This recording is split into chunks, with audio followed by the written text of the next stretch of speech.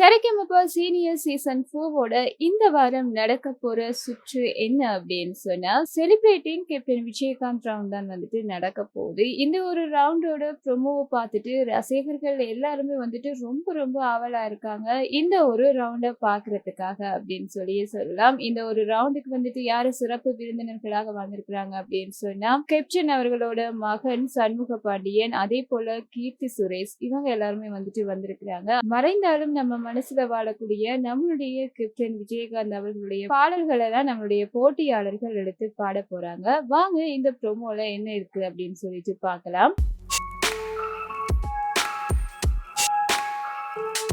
இதுல வந்துட்டு நம்மளுடைய வீரபாண்டி என்ன பாடல் பாடியிருந்தாரு அப்படின்னு சொன்னா, அந்த வானத்தை போல மனம் படைச்சவன் அவர் என்ற பாடலை தான் பாடியிருந்தாங்க. நம்மளுடைய கேப்டன் அவர்களுக்கு ஏத்த ஒரு சாங் தான் இது. நிஜ வாழ்க்கையிலுமே வந்துட்டு அவரை போல மனசு யாருக்குமே இல்லை அப்படின்னு சொல்லிதான் சொல்லணும். அந்த வானத்தை போல மனம் படைச்சவர் தான் அவரு அப்படின்றதுல எந்த ஒரு சந்தேகமுமே இல்லை. நம்மளுடைய வீரபாண்டியோட வாய்ஸ்ல வந்து இந்த பாட்டு வேற லெவல்ல இருக்கு. அது மட்டும் இல்லாம அவ்வளவு ஃபீல் கொடுத்து இந்த பாடலை பாடியிருக்கிறாரு. பார்க்கும்போது இந்த ஒரு பாடலை பாக்குறதுக்கான ஆர்வம் வந்து இப்பவே வந்துட்டு அப்படின்னு சொல்லிதான் சொல்லணும். அது மட்டும் இல்லாம நம்மளுடைய கீர்த்தி சுரேஷ் என்ன சொல்லியிருக்கிறாங்க கேப்டனை பத்தி அப்படின்னு சொன்னா, எல்லாருமே வந்துட்டு அன்னதானம் வழங்குவாங்க. ஆனா கேப்டன் வந்துட்டு ஒவ்வொருத்தரா போயிட்டு உங்களுக்கு காணுமா போதுமா அப்படின்னு சொல்லிட்டு கேட்பாராம் அப்படின்னு சொல்லி நான் கேள்விப்பட்டிருக்கேன்றதெல்லாம் வந்து பகிர்ந்துட்டு இருப்பாங்க நம்மளுடைய கீர்த்தி சுரேஷ் அவங்க. அது மட்டும் இல்லாம எம்ஜிஆர் அவர்கள் இறந்த பிறகு மக்கள் எல்லாருமே வந்துட்டு தங்க நெஞ்சில அடிச்சுட்டு கதறிட்டு இருந்தாங்க.